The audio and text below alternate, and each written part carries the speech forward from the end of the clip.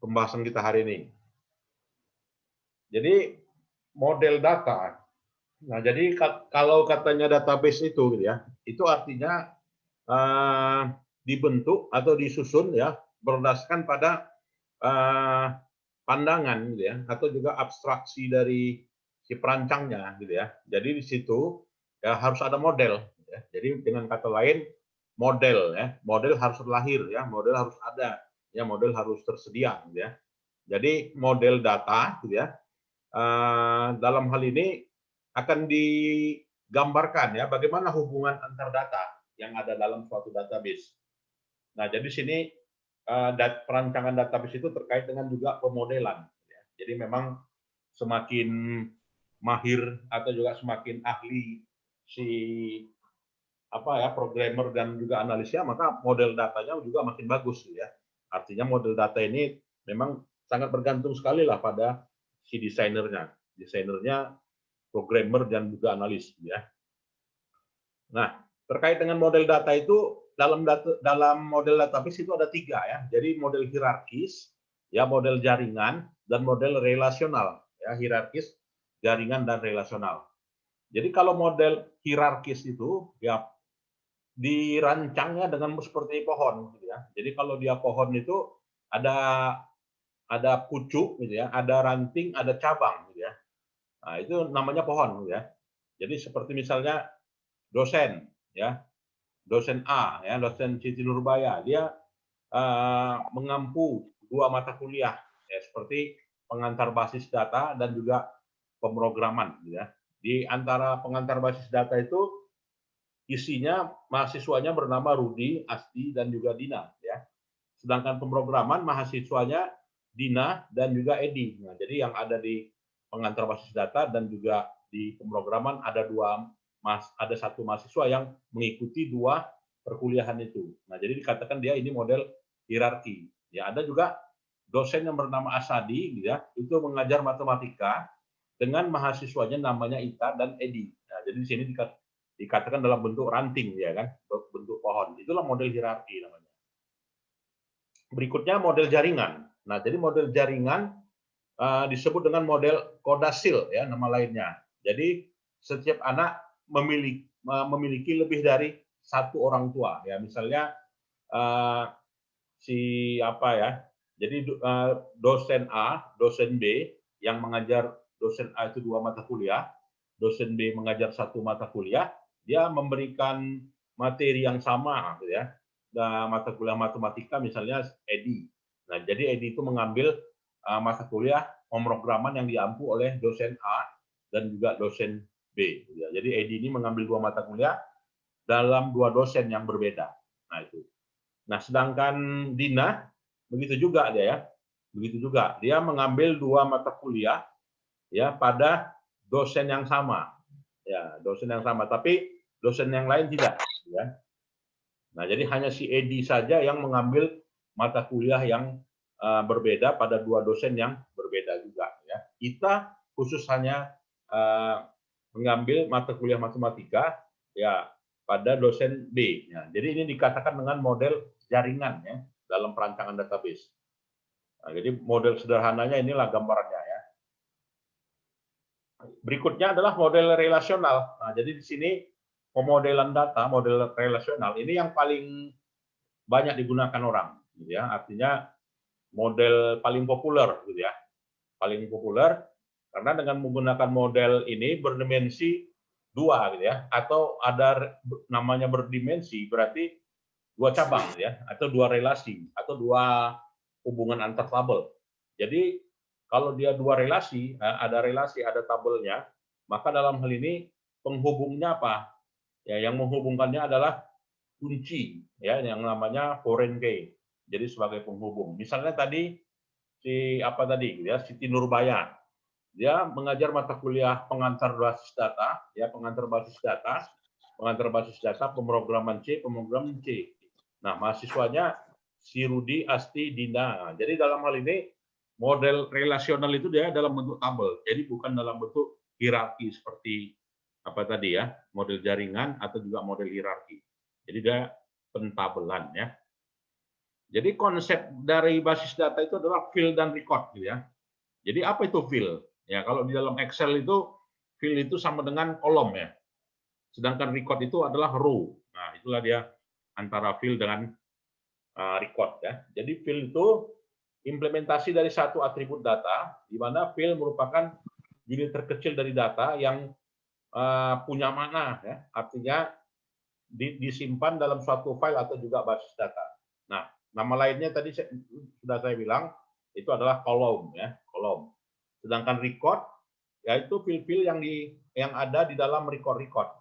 Ya, jadi file-file yang ada di record-record. Nah, jadi file-file yang ada di record-record dinamakan dengan row ya, baris ya.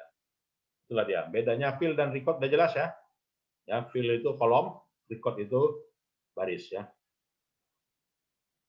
Nah, selama desain sistem, record akan diklasifikasikan ya sebagai fixed length record atau juga variable length record.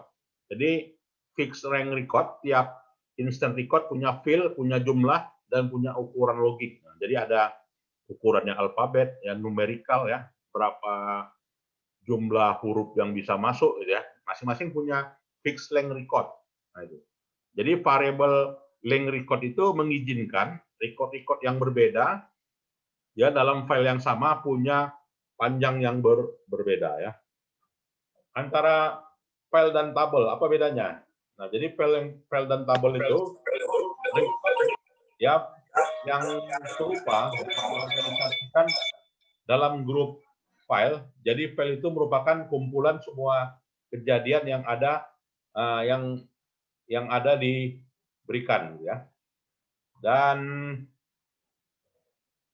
apa ya, dan tabel yang merupakan ekivalensi basis data relasional dan juga beberapa file dalam hal ini meliputi beberapa tipe file ya, meliputi ya artinya bisa ditambah, bisa dibaca, ya bisa diubah, bisa dihapus ya, atau bisa di add, bisa di read, dan juga bisa di edit table, dan juga bisa di delete atau juga di erase, hapus ya. Nah, jadi di sini harus ada kunci gitu ya. Jadi kunci itulah sebagai elemen record gitu ya. Sebagai elemen record yang menemukan ya record tersebut pada waktu akses atau bisa digunakan untuk identifikasi record ya. Jadi jenis kunci itu bisa berupa super key, ya bisa kandidat key ya, bisa primary key, ya bisa alternate key, ya bisa foreign key, dan juga bisa external key. Nah, ini harus diketahui ya oleh akuntan ya. Karena akuntan kenapa harus mengetahui ini? Ya karena akuntan itu tadi terlibat ya dalam perancangan sistem. Jadi seorang analis ya, seorang desainer itu dia. Nah, jadi kalau kita lihat bagaimana sih pola kunci itu bekerja. Nah, jadi pola kunci itu bekerja, ya kita lihat ya. Jadi misalnya tim Gebri dan Holly. Nah, dia punya tagihan. Ya, punya billing ya, billing 890, billing 891, billing 895. Jumlahnya ini 9.000, 8.000 dan 1.000. Nah, jadi apa sih kandidat key yang menghubungkan antara tagihan ya dengan si tim? Ya, yang menghubungkannya adalah ID customer ya, ID pelanggan. Jadi ada nomor pelanggan ID 1, 2 dan juga 3 ya. Nah, sedangkan primary super key gitu ya, itu kumpulan atribut dari suatu tabel yang dapat digunakan untuk mengidentifikasi entity atau record dari tabel tersebut secara unik ya. Kandidat key apa definisinya? Ya, kandidat key adalah super key dengan jumlah atribut minimal. Kandidat key ini tidak boleh berisi atribut dari tabel lain. Nah, jadi kandidat key ini tunggal ya. Kalau dia super key, kalau dia super key unik. Nah, jadi dia ini tunggal, ini unik. Itu bedanya antara super key dengan kandidat key. Oke. Nah, sedangkan primary key bagaimana? Nah, primary key ya salah satu atribut dari kandidat key dapat dipilih menjadi primary key dengan 3 kriteria. Jadi key itu lebih natural, lebih yang menjadi acuan, key itu lebih sederhana dan juga unik ya. Alternate key, di mana setiap atribut dari kandidat key yang tidak terpilih sebagai primary key dinamakan dengan alternate key. Nah, jadi alternate key itu sebagai alternatif dari mana? Dari primary key. Jadi contoh sebelumnya primary key yang dipilih adalah ID customer ya, maka alternate key-nya adalah ya number of pay. Ya, jadi ini number of pay ini sebagai alternate, sedangkan ini primary ya. Jadi nomor ID itu primary, ya, sedangkan nomor tagihan ya, nomor faktur ya sebagai alternate ya, sebagai alternatif gitu ya. Nah, alternate ya. Jadi foreign key, kalau foreign key itu apa? Adalah sembarangan atribut yang merujuk pada primary key pada tabel lain ya. Jadi akan tetapi pada suatu relasi memiliki kardinalitas one to many ya, atau juga polanya many to many. Yang di pertemuan sebelumnya kan udah kita bahas ya, bagaimana one to many, pola relasi ya, one to many, pola relasi many to many. One to many artinya satu ke banyak ya, dan many ke many ya banyak ke banyak. Jadi seorang dosen mengajar pada banyak mahasiswa ya, atau banyak dosen mengajar pada banyak mahasiswa. Nah, itu ya. Nah, jadi sini foreign key contohnya ya, foreign key itu kode. Nah, jadi misalkan kode pelajaran ya, kode pelajaran itu foreign key-nya mana? Nah, kode pelajaran dengan kode dosen. Nah, kalau dia kode dosennya berarti foreign key. Sedangkan kode mata kuliahnya adalah primary key. Nah, kalau sistem manajemen database ini kita punya kode apanya ya? Kode mata kuliahnya kan. Nah, jadi kalau kode mata kuliahnya itu primary key atau foreign key dari mata kuliah sistem manajemen database?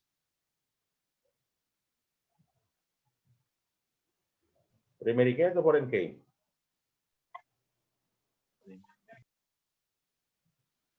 Berapa kodenya itu? Kan ada ya di surat apa ya, di KRS. Ya, di KRS kode mata kuliah sistem manajemen database berapa kodenya? Berapa? AKT 4242, Pak. Nah, jadi AKT 424 ya. Nah, jadi AKT 424, Iya, Pak. nah, 424 itu dia primary key atau foreign key? Primary key, Pak. Ya, primary key. Pak. Ya, primary key ya itu. Baru nanti diampu oleh siapa? Dosennya. Saya misalnya ya. Maka kode saya ya, berarti kodenya apa? Kode NIP ya, nomor induk pegawai. Maka NIP itu adalah foreign key. Yang saya sebagai yang memberikan pengajaran pada mata kuliah sistem manajemen database punya kode, sedangkan mata kuliah sistem manajemen database punya kode. Jadi kode perkuliahannya disebut dengan primary key, sedangkan nomor identitas saya sebagai foreign key. Jelas bedanya? Itu jelas ya? Jelas, Pak. Ya, jelas. Jelas, Pak. Baik. Nah, jadi situlah dia primary key. Nah, tetapi ya ketika dalam tabel lain, gitu ya, yang sebelumnya primary key-nya adalah ini, gitu ya. Nah, bisa berubah ya. Jadi foreign key bisa berubah menjadi primary key. Kenapa? Foreign key bisa berubah menjadi primary key. Coba jelaskan.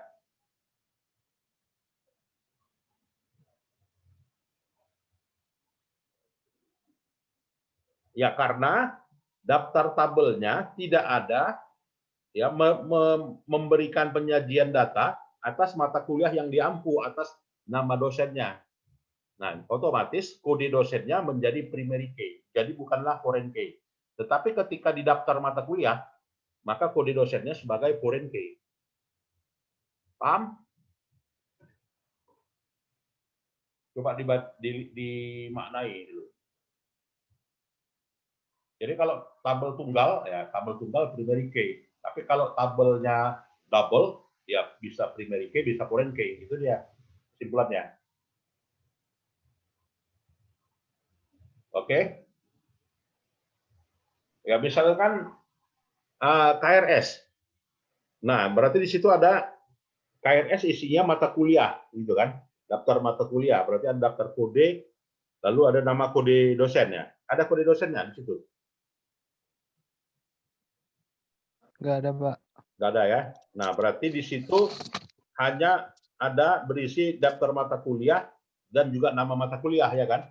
Dan SKS. Tapi kode dosen nggak ada. Berarti sebagai apa itu? Kuncinya sebagai apa? Primary key, Pak. Ya, primary key ya, bukanlah foreign key. Kenapa? Hanya tunggal kan identitasnya. Identitas apa? Identitas kode mata kuliah. Identitas tunggal atau identitas dasar primary ya. Itulah dia. Jadi tahapan dalam perancangan database itulah ya. Jadi secara konsep buatlah diagram konteks ya, lalu buatlah data flow diagram, lalu buatlah IR diagram. Jadi kalau diagram konteks sebelum kita merancang data flow diagram, buat dulu diagram konteks. Udah pernah, udah apa ya, udah mengambil mata kuliah mengenai bagaimana menyusun diagram konteks? Belum.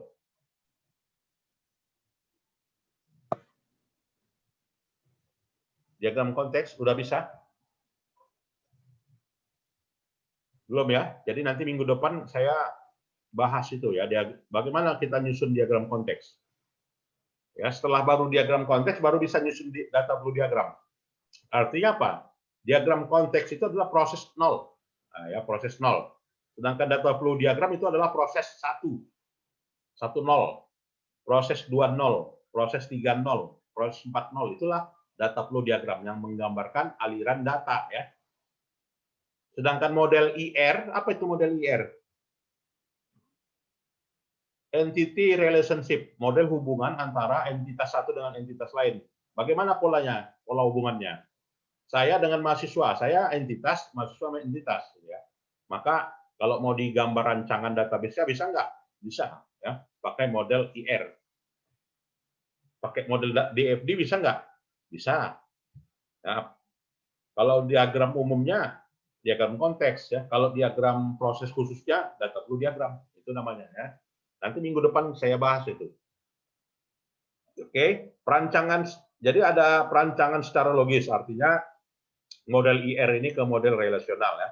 Atau juga perancangan fisik ya, bagaimana penciptaan database relasi hal-hal yang berkaitan dalam bentuk fisik. Nah, jadi diagram konteks itu merupakan gambaran kasar aliran informasi dan data yang akan dilakukan oleh sistem database yang akan dirancang ya. Jadi diagram hanya menjelaskan secara umum gambaran aliran konteks dari rancangan yang dibuat. Nah, contoh dari diagram konteks inilah dia. Ya, konteks diagram namanya. Jadi konteks diagram misalnya kalau sistem pembayaran royalti. Ya, jadi kalau dia sistem pembayaran royalti, apa aja yang terlibat? Entitas. Nah, entitas itu adalah entitas manajer, entitas bank, entitas pengarang, entitas bagian penjualan. Nah, jadi di situ sistem ya akan memproses pembayaran royalti apabila apa? Ya apabila ada data yang berasal dari bagian penjualan yang dikirimkan ke sistem. Ya, selanjutnya bagian keuangan menyetujui pembayaran. Lalu dilaksanakan transfer ya ke bank. Lalu dibayarkan kepada si pengarang. Itulah royalti ya, diagram konteks sistem royalti. Jadi setiap dari proses punya diagram konteks ya. Setiap sistem punya diagram konteks. Misalnya sistem pengisian KRS. Ada nggak diagram konteksnya? Ada ya kan? Sistem itu berhubungan dengan siapa aja? Sistem pengisian KRS mahasiswa. E-portal ya. Ya, dia hubungannya kemana? Ke dosen, gitu kan? Artinya KRS di print, ditandatangani kan oleh siapa? Oleh dosen pembimbing akademik PA, ya kan? Jadi pembimbing akademik lah yang menandatangani KRS yang diambil oleh mahasiswa pada sistem akademik, gitu ya. Kemudian siapa lagi yang berkepentingan? Bagian akademik. Nah, jadi bagian akademik berkepentingan ya kalau ujiannya fisik gitu kan, maka tunjukkan langsung gitu kan, tunjukkan langsung KRS-nya. Mana KRS-nya? Itu KRS-nya ada, ya ujian boleh. Gitu kan. Nah, kalau di dalam masa pandemi ini, gitu kan, yang boleh ikut ujian adalah yang ada di apa ya? Yang ada mengikuti perkuliahan di sini dan itu dasarnya dari KRS yang diambil. Jadi kalau di KRS ada diambil, ya artinya ya wajib mengikuti perkuliahan ini, ya. Jadi nanti ini saya rekam, gitu kan. Jadi saya mengetahui nama-nama orangnya. Ya. Jadi kalau ada yang kurang, tinggal saya buka rekamannya. Gitu kan. Nah, ini.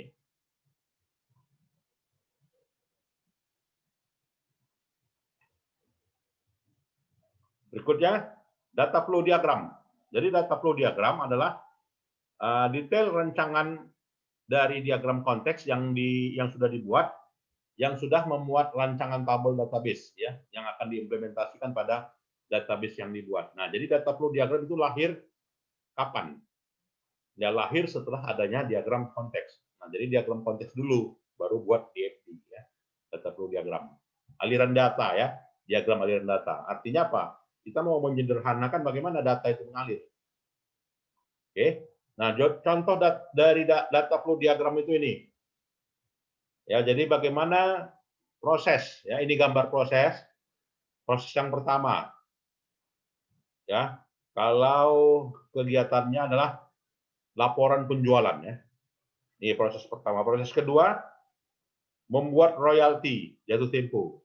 Proses yang ketiga, proses pembayaran. Nah, jadi di sini kalau di dalam dari sisi metodologi, gitu ya, untuk menggambar ini pun juga ada dua pendekatan, ya. Ada pendekatan Jane and Serson, ada pendekatan Konstantin, ya, Jod and Konstantin. Nah, jadi yang kita lihat di depan ini Jane and Serson, ya, menurut bukunya Romney and Steinbach, ya. Silakan nanti kalau mau baca buku siang Romney and Steinbach, ya, itu ada metodologi DFD, gitu ya. Jadi metodologi DFD dalam bukunya Romney and Steinbach itu menganut dari metodenya apa, ya, Jordan, ya, pendekatan Jordan. Nah, inilah dia simbol entitas. Nah, jadi entitas relationship diagram merupakan model jaringan yang menggunakan susunan data yang disimpan dalam bentuk abstrak. Ya, IRD menekankan pada struktur dan relationship data, berbeda dengan data flow diagram yang merupakan model jaringan fungsi yang dilaksanakan. Dan biasanya digunakan oleh profesional sistem, ya, untuk berkomunikasi dengan pemakai eksekutif tingkat tinggi dalam perusahaan yang tidak tertarik pada pelaksanaan operasi sistem sehari-hari. Nah, tapi artinya data flow diagram ini adalah bahasa orang pemrograman, ya. Dia mau menyederhanakan proses, ya, alatnya ada, ya, alatnya namanya data flow diagram. Jadi data apa yang diperlukan, ya, bagaimana data itu berelasi, siapa yang diperbolehkan mengakses data. Nah, ini mereka laksanakan dalam IR. Nah, simbol DFD, ya, data flow diagram pertama adalah simbol entitas ini, ya. Jadi simbol entitas itu segi 4, ya. Ingat itu segi 4. Ya. Kemudian simbol ini adalah simbol hubungan seperti apa, ya? Apa namanya ini? Diamond, ya. Diamond. Simbol yang ini adalah simbol atribut. Nah, jadi nama yang melekat dari sebuah entitas namanya atribut, ya. Dan garis kunci pengenal, ya. Nah, jadi kardinalitas 2, kemudian ada kardinalitasnya banyak dan juga kardinalitas. Ini dia kardinalitasnya hanya 1. Ya, ini kardinalitas itu pola hubungannya, ya. Pola hubungannya gimana? Hanya 1. Pola hubungannya bagaimana? 1 atau banyak. Pola hubungannya apa? 0 atau 1. Pola hubungannya apa? 0. Ya, 1 atau banyak. Nah, ini simbol-simbol yang akan digunakan dalam IR diagram, ya. Nah, jadi IR diagram itu contohlah gini, ya. Bahwasanya bagaimana proses yang ada pada sistem pemesanan pemasok. Nah, jadi sistem pemesanan pemasok kirim barang ke pemasok, ya, lalu barang yang dikirimkan berupa produk. Nah, jadi barang yang dikirimkan berupa 1 ke banyak. Jadi 1 ke banyak orang, ya, dikirimkan. Lalu sampai pada pelanggan, ya. Jadi pelanggannya tanda garis 2. Tanda garis 2 itu artinya apa? selalu hanya satu. Nah, jadi sampai pada satu pelanggan. Kalau dia simbolnya seperti ini, ya berarti 0, 1 atau banyak ya.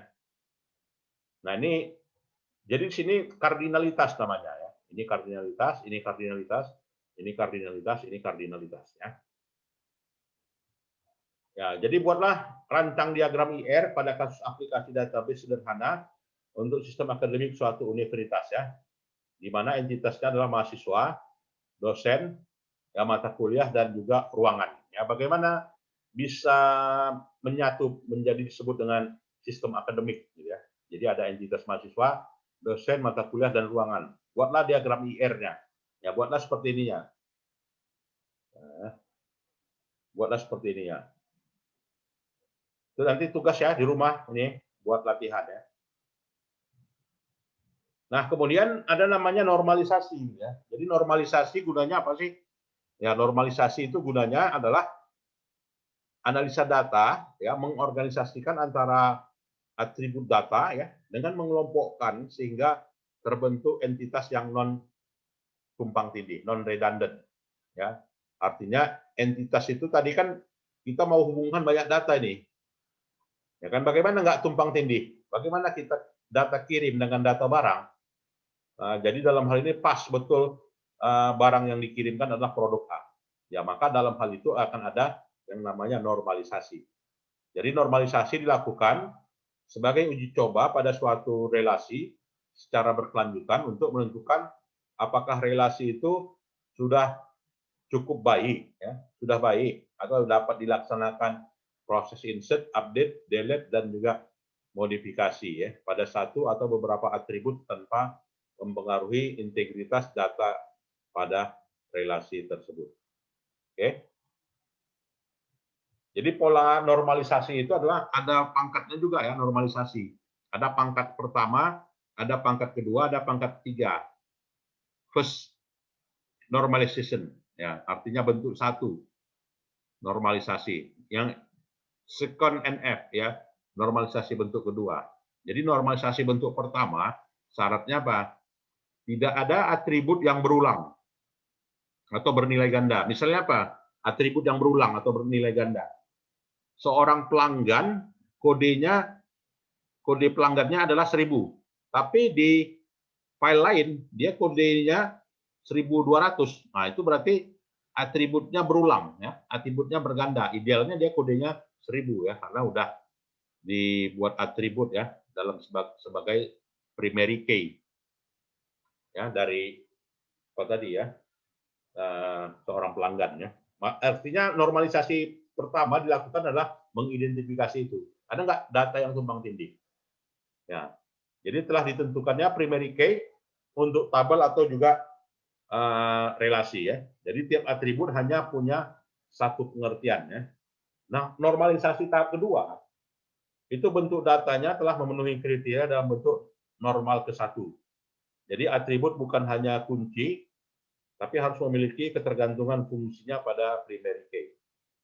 Nah, kemudian normalisasi tahap ketiga, jadi bukan hanya melihat tidak ada yang set yang berulang, gitu ya, atau juga dalam bentuk atribut yang bukan kuncinya tergantung satu dengan yang lain, ya. Tetapi atribut bukan kunci juga dicek, ya. Artinya tidak boleh punya ketergantungan ya, yang atribut bukan kunci. Kalau tadi normalisasi tahap kedua, atribut kunci ya. Ini udah normalisasi tahap 3 sampai mengecek atribut yang bukan kunci.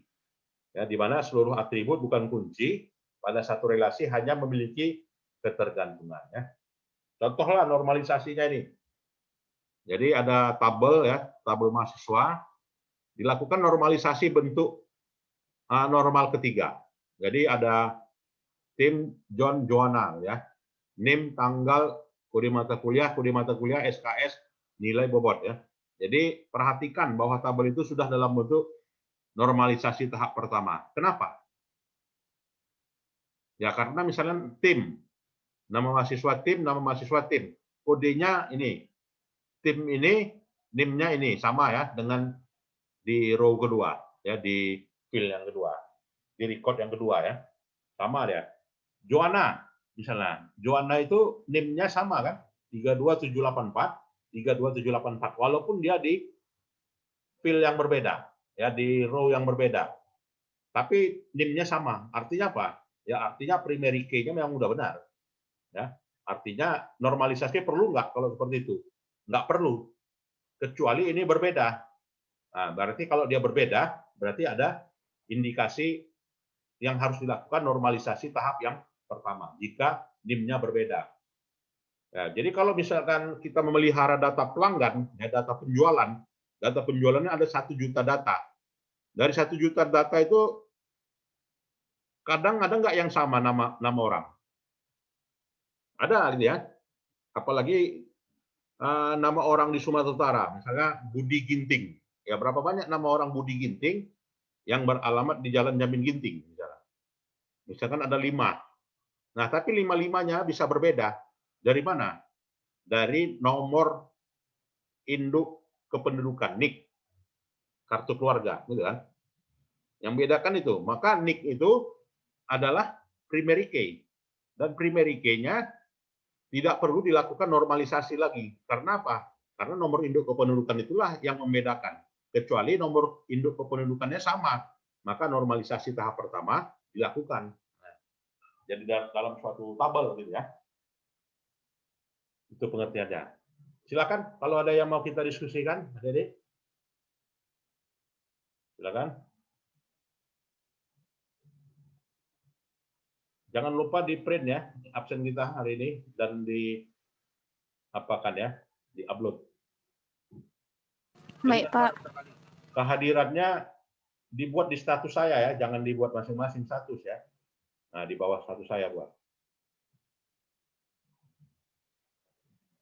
Baik, ada yang mau lagi ditanyakan? Cukup jelas?